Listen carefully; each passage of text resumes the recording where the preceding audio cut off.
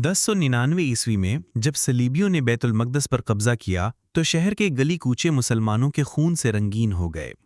हजारों बेगुनाहों को कत्ल किया गया, मस्जिद अक्सा को गिरजा में बदल दिया गया और इस्लामी तारीख का एक स्याह बाब शुरू हुआ। कई दहाइयां गुजर गईं मगर कोई ऐसा ना आया जो इस मुक़द्दस शहर को आज़ाद करा सके।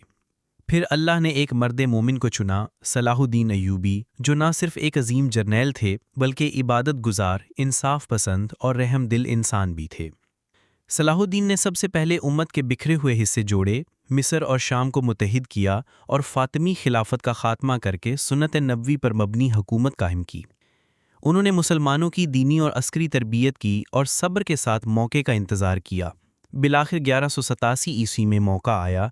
उन्होंने सलीबी लश्कर से मैदान हत्तैन में ऐसी शजाअत से मुकाबला किया कि दुश्मन की रीढ़ की हड्डी तोड़ दी। ये जंग बैतुल मक़दस की फ़तह की बुनियाद बनी। 2 अक्टूबर 1187 ईस्वी को बैतुल मक़दस मुसलमानों के हाथों में वापस आ गया। हैरत की बात यह थी कि सलाहुद्दीन ने यह फ़तह बग़ैर खून बहाए हासिल की। उन्होंने दुश्मनों को अमान दी, औरतों और बच्चों को इज़्ज़त के साथ शहर से जाने दिया और मस्जिद अक्सा को दोबारा पाक करके वहाँ अज़ान और नमाज बहाल की। दुनिया ने देखा कि इस्लाम सिर्फ तलवार से नहीं, इखलाक, अदल और रहम से भी फ़तह हासिल करता है।